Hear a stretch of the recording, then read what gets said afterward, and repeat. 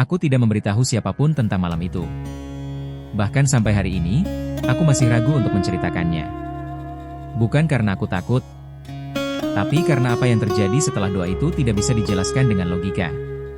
Mungkin kamu yang sedang mendengar ini juga sedang berada di titik yang sama seperti aku waktu itu. Lelah, kosong, merasa seolah langit diam terlalu lama. Aku masih ingat bagaimana rasanya bangun setiap pagi dengan perasaan berat di dada. Aku berdoa, tapi rasanya doa itu berhenti di langit-langit kamar. Aku percaya, tapi imanku terasa tipis. Aku berharap, tapi kecewa datang lebih cepat daripada jawaban. Dan mungkin, tanpa kamu sadari, kamu pun sedang berada di persimpangan yang sama sekarang. Malam itu tidak istimewa. Tidak ada hujan. Tidak ada petir. Tidak ada tanda-tanda besar di langit. Hanya aku, duduk sendirian, dengan pikiran yang penuh. Aku ingat memegang ponselku lama sekali. Scroll tanpa arah. Mencari sesuatu yang bahkan aku sendiri tidak tahu apa. Lalu aku berhenti di satu kalimat sederhana.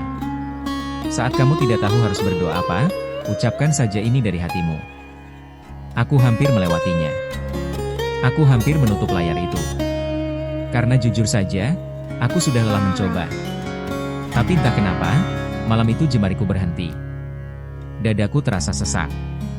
Dan untuk pertama kalinya, aku mengaku pada diriku sendiri bahwa aku benar-benar tidak kuat lagi. Aku tidak siap dengan mukjizat. Aku tidak berharap keajaiban besar. Aku hanya ingin tidak merasa sendirian lagi. Aku menutup mataku, menarik napas panjang, dan aku mengucapkan doa itu, pelan, hampir seperti bisikan. Tidak ada kata-kata indah. Tidak ada kalimat panjang. Tidak ada ritual khusus. Hanya kejujuran yang paling telanjang dari hatiku. Dan setelah itu, sunyi. Aku menunggu. Beberapa detik. Beberapa menit. Tidak ada suara. Tidak ada sensasi aneh. Tidak ada apa-apa. Aku membuka mata. Dan dalam hatiku aku berkata, ini sama saja seperti sebelumnya. Aku meletakkan ponsel. Berbaring. Dan memejamkan mata, dengan perasaan yang masih sama. Tapi ada satu hal kecil yang tidak kusadari saat itu. Ada sesuatu yang perlahan mulai berubah di dalam diriku, tanpa suara. Malam itu aku tertidur lebih cepat dari biasanya. Tanpa gelisah. Tanpa pergulatan pikiran yang biasanya tidak pernah mau berhenti. Dan untuk pertama kalinya setelah waktu yang lama, aku bermimpi dengan tenang. Pagi itu, aku terbangun bukan karena alarm. Bukan karena cahaya terang. Tapi karena perasaan aneh di dadaku. Bukan sesak. Bukan takut. Tapi, ringan. Aku duduk di tepi tempat tidur. Diam beberapa detik. Mencoba memahami apa yang berbeda. Kepalaku masih penuh masalah. Keadaanku masih sama. Tidak ada uang tambahan. Tidak ada masalah yang tiba-tiba hilang. Tapi, perasaanku tidak lagi sama. Aku ingat semalam aku menangis dalam doa itu. Air mata yang selama ini kutahan. Tangis yang tidak pernah kudengar sendiri karena terlalu sibuk berpura-pura kuat. Dan pagi itu, aku merasa seperti seseorang baru saja duduk di sampingku semalaman, mendengarkan semuanya. Hari itu biasa saja. Aku beraktivitas seperti biasa. Berjalan di jalan yang sama. Bertemu orang-orang yang sama. Namun setiap kali pikiranku mulai berat. Entah kenapa aku teringat doa itu. Dan dadaku kembali terasa tenang. Sampai akhirnya, sesuatu yang kecil tapi aneh terjadi. Seseorang yang sudah lama tidak menghubungiku. Tiba-tiba mengirim pesan. Bukan pesan penting. Bukan kabar besar. Hanya satu kalimat sederhana. Aku tidak tahu kenapa, tapi aku tiba-tiba teringat kamu. Aku membaca pesan itu berulang kali. Dan jantungku berdebar. Karena malam sebelumnya, aku juga mengucapkan kalimat yang hampir sama dalam doaku. Aku mencoba menepisnya. Kebetulan, kataku dalam hati. Tapi di hari yang sama, hal serupa terjadi lagi. Dan lagi. Dan lagi. Bukan dalam bentuk besar. Bukan dalam bentuk ledakan. Tapi dalam potongan-potongan kecil yang terasa terlalu tepat untuk disebut kebetulan. Ada percakapan yang tertunda lama, tiba-tiba terbuka. Ada jawaban yang tidak kunanti, tiba-tiba datang. Ada jalan yang selama ini terasa buntu, tiba-tiba terlihat celahnya. Aku mulai merasa tidak nyaman dengan rasa tenang itu. Karena aku tidak terbiasa hidup tanpa kecemasan di dada. Malam berikutnya, aku kembali mengucapkan doa itu. Kali ini dengan lebih pelan. Dengan lebih jujur. Dengan lebih sedikit keraguan. Dan malam itu aku tidak melihat apapun. Tidak mendengar apapun. Tidak merasakan sensasi aneh. Tapi aku kembali tidur, dengan perasaan bahwa aku tidak sendirian. Hari demi hari berlalu. Masalah tidak langsung hilang. Luka tidak langsung sembuh. Situasi hampir tidak berubah. Yang berubah, adalah caraku memandang semuanya. Aku mulai menyadari sesuatu yang selama ini tidak kusadari. Bahwa selama ini aku berdoa bukan karena percaya, melainkan karena putus asa. Dan malam itu adalah pertama kalinya aku berdoa bukan karena ingin jawaban, tapi karena ingin didengarkan. Dan mungkin, itulah yang mengubah segalanya. Aku mulai melihat bahwa banyak hal yang dulu terasa sebagai hukuman, sebenarnya adalah perlindungan. Banyak pintu yang ditutup, ternyata menahan sesuatu yang belum siap kuterima. Dan banyak diam dari langit, ternyata bukan penolakan, melainkan penantian. Semakin hari, aku semakin sulit menyangkal bahwa ada sesuatu yang sedang bekerja di belakang layar kehidupanku. Bukan dengan cara yang dramatis. Bukan dengan suara keras. Tapi dengan ketepatan yang menakutkan. Dan di titik inilah, untuk pertama kalinya, aku mulai takut. Takut bahwa apa yang terjadi ini bukan kebetulan. Takut bahwa doa sederhana itu benar-benar didengar. Karena jika itu benar, maka selama ini aku tidak pernah benar-benar sendirian. Dan itu berarti, Tuhan sudah melihatku sejak awal. Bahkan saat aku merasa diabaikan. Malam itu, aku kembali duduk di tempat yang sama. Dalam posisi yang sama. Dengan suasana yang hampir sama. Tapi aku bukan orang yang sama lagi. Dan saat aku mengucapkan doa itu untuk ketiga kalinya, aku mulai menyadari sesuatu yang membuat bulu kuduku berdiri. Aku tidak lagi memohon dengan suara gemetar. Aku berbicara seperti seseorang yang tahu bahwa ia sedang didengar. Dan sejak saat itu, hal-hal kecil mulai berubah lebih cepat dari yang kuperkirakan. Namun apa yang terjadi beberapa hari setelah itu, benar-benar mengubah caraku memandang hidup, Tuhan, dan diriku sendiri. Dan semua itu bermula dari satu kejadian yang sama sekali tidak kuceritakan pada siapapun. Sampai hari ini. Hari-hari setelah itu berjalan dengan cara yang sulit kujelaskan. Di luar, hidupku tampak sama seperti sebelumnya. Aku masih menghadapi masalah yang sama. Masih menjalani rutinitas yang sama. Masih tersenyum di depan orang-orang, walau di dalam banyak hal yang belum terselesaikan. Namun di dalam diriku, ada sesuatu yang terus bergerak. Bukan seperti badai. Bukan seperti gelombang besar. Lebih seperti aliran kecil yang diam-diam mengubah arah sungai. Aku mulai menyadari bahwa pikiranku tidak lagi mudah dipenuhi ketakutan. Setiap kali kecemasan datang, doa itu kembali terlintas di kepalaku, seolah menjadi pengingat lembut bahwa aku tidak sendirian. Dan yang paling aneh, aku tidak lagi berdoa dengan rasa panik. Aku berdoa dengan rasa percaya. Suatu sore, aku duduk sendirian di sebuah tempat yang sudah lama tidak kukunjungi. Tempat itu dulu adalah tempatku menangis diam-diam. Tempat di mana aku merasa paling hancur. Tempat di mana aku pernah berkata dalam hati bahwa hidupku tidak akan pernah benar-benar berubah. Aku tidak tahu mengapa kakiku membawaku ke sana hari itu. Aku tidak merencanakannya. Aku tidak mencarinya. Aku hanya berjalan, dan tahu-tahu aku sudah duduk di sana. Dan saat aku memejamkan mata, doa itu keluar dari bibirku lagi. Aku mengucapkannya dengan pelan. Dengan nada yang tidak gemetar lagi. Dengan hati yang jauh lebih tenang. Saat itulah aku merasakan sesuatu yang belum pernah kurasakan sebelumnya. Bukan perasaan hangat. Bukan perasaan dingin. Melainkan, perasaan dipeluk tanpa tangan. Air mataku jatuh begitu saja. Bukan karena sedih. Bukan karena sakit. Tapi karena untuk pertama kalinya, aku merasa benar-benar dilihat. Sejak saat itu, kejadian-kejadian kecil mulai terasa semakin jelas. Bukan lagi sekadar kebetulan yang bisa ditertawakan, melainkan rangkaian yang terlalu rapi untuk diabaikan. Aku bertemu seseorang yang menyentuh luka lama tanpa tahu apapun tentang hidupku. Aku mendengar kalimat yang menjawab pertanyaan yang tidak pernah kuucapkan pada siapapun. Aku berada di tempat yang tepat, di waktu yang tepat, dengan alasan yang bahkan tidak ku mengerti saat itu. Dan setiap kali aku mencoba menyangkal, doa itu kembali mengingatkanku. Aku mulai merasa takut lagi. Takut karena ketenangan ini terasa terlalu nyata. Takut karena jika semua ini benar, berarti aku selama ini terlalu lama berlari dari dia yang tidak pernah meninggalkanku. Ada satu malam yang tidak akan pernah kulupakan. Malam ketika rasa damai itu justru berubah menjadi kegelisahan. Aku berbaring di tempat tidur. Mataku terbuka. Nafasku berat. Bukan karena masalah. Bukan karena ketakutan dunia.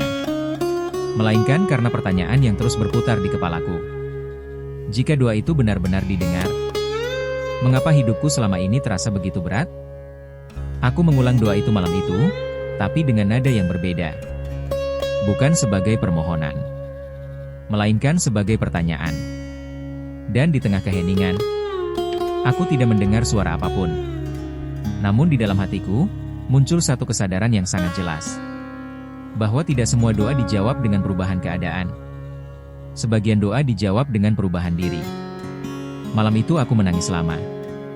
Bukan karena kecewa, tapi karena untuk pertama kalinya aku mengerti bahwa Tuhan lebih sibuk membentuk hatiku daripada memperbaiki situasiku. Dan sejak malam itu, aku berhenti menuntut jawaban cepat. Aku berhenti menekan langit dengan pertanyaan.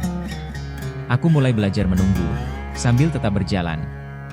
Namun ketenangan itu kembali diuji.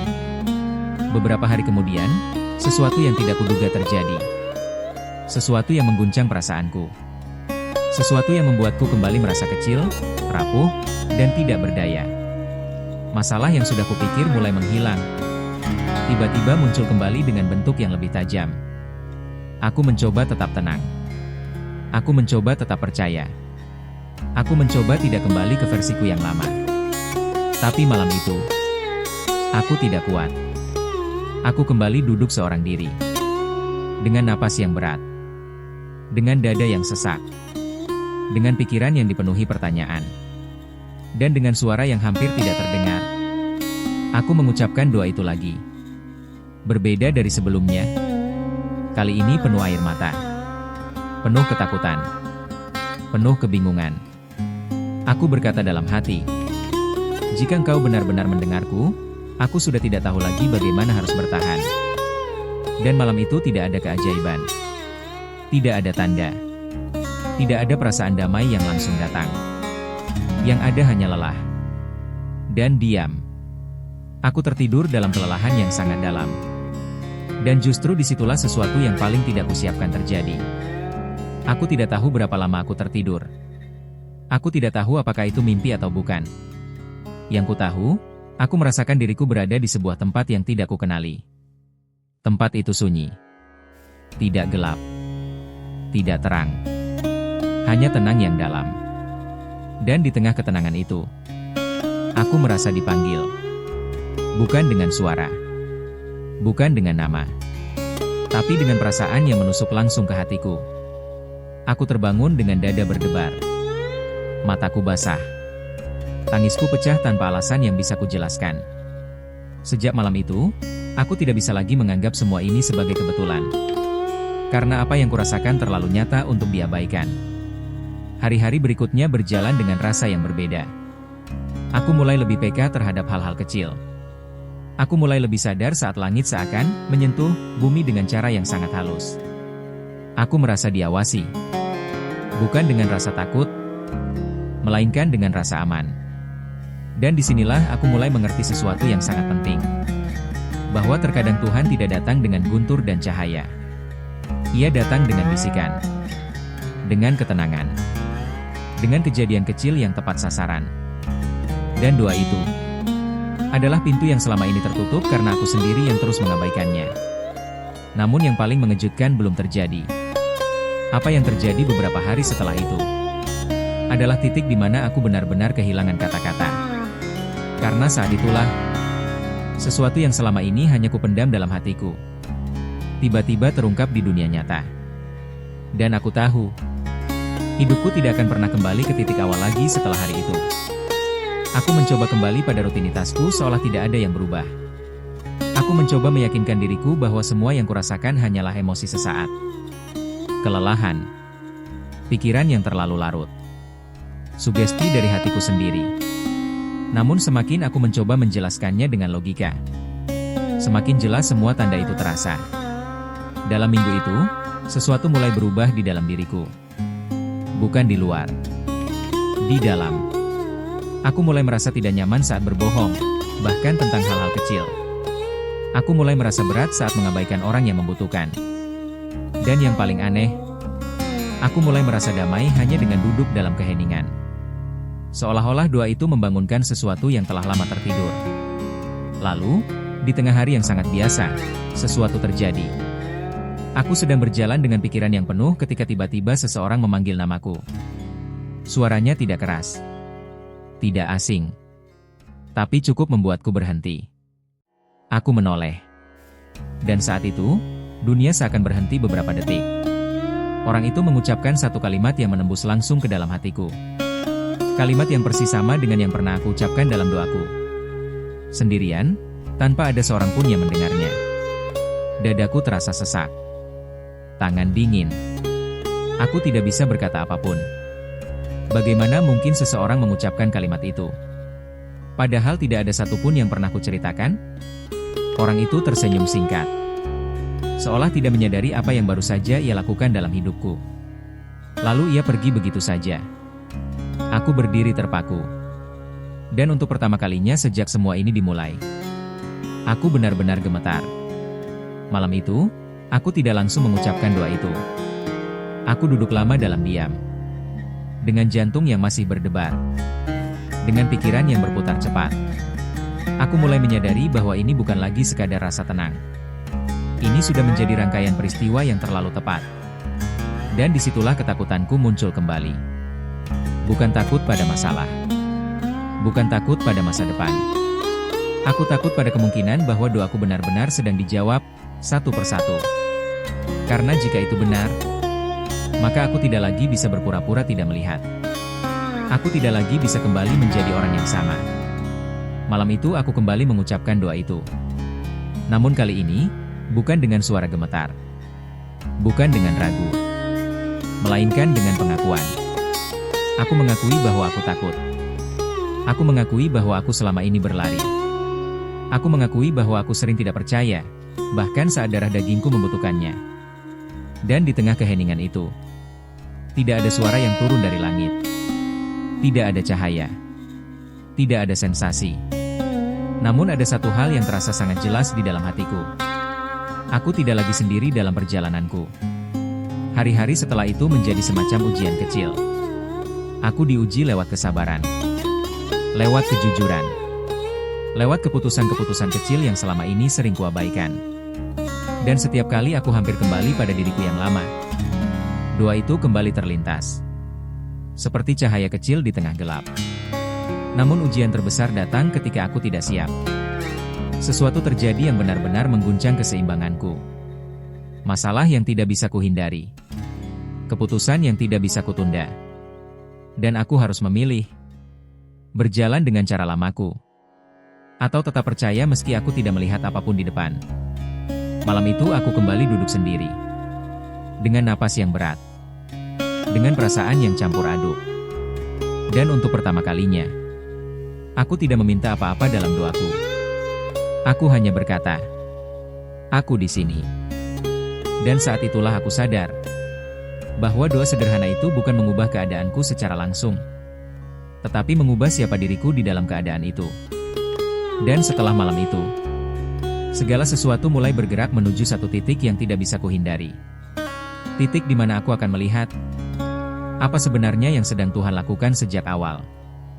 Malam itu terasa berbeda sejak awal. Udara terasa lebih sunyi. Pikiranku lebih tenang. Dan untuk pertama kalinya, aku tidak merasa dikejar oleh ketakutan. Aku duduk di tempat yang sama seperti sebelumnya. Tanpa banyak kata. tanpa banyak permintaan. Aku hanya hadir. Dan di dalam keheningan itu, aku mulai mengingat kembali semua yang telah kulalui. Hari-hari ketika aku merasa ditinggalkan. Malam-malam ketika aku merasa doaku tidak pernah sampai. Saat-saat ketika aku berpikir bahwa Tuhan telah lupa padaku. Namun, kini aku mulai melihat semuanya dari sudut yang berbeda. Aku menyadari bahwa aku tidak pernah benar-benar sendirian. Akulah yang menutup diriku sendiri darinya. Akulah yang terlalu sibuk dengan rasa sakit, sampai tidak menyadari bahwa aku tetap dijaga. Doa sederhana itu. Bukan formula ajaib. Bukan mantra. Bukan jalan pintas untuk hidup yang mudah. Doa itu adalah pintu. Dan selama ini, akulah yang tidak pernah berani membukanya sepenuhnya. Malam itu, tanpa kusadari, air mataku jatuh lagi. Bukan karena sedih. Bukan karena takut. Tetapi karena lega. Lega karena akhirnya aku berhenti melawan. Lega karena akhirnya aku berhenti berpura-pura kuat. Lega karena akhirnya aku mau percaya, meski belum melihat semua jawabannya. Dan di titik itulah aku memahami sesuatu yang akan selalu kuingat seumur hidupku. Tuhan tidak selalu mengubah situasi terlebih dahulu. Seringkali, Ia mengubah hati kita lebih dulu. Agar saat keadaan berubah nanti, kita sudah cukup kuat untuk menerimanya. Sejak malam itu, hidupku tidak langsung menjadi sempurna. Ada hari baik. Ada hari buruk. Ada hari di mana aku masih jatuh. Tetapi satu hal tidak pernah kembali seperti dulu. Aku tidak lagi merasa sendirian. Dan yang paling jujur dari semua ini adalah, aku masih belum menceritakan semua yang terjadi pada siapapun. Hingga hari ini. Hingga saat ini. Saat kamu sedang mendengarkan kisah ini. Dan mungkin, bukan kebetulan jika kamu sampai di sini. Bukan kebetulan jika kamu bertahan sampai akhir. Bukan kebetulan jika hatimu terasa tersentuh tanpa alasan yang jelas. Mungkin, doa yang sama juga sedang menunggumu untuk diucapkan.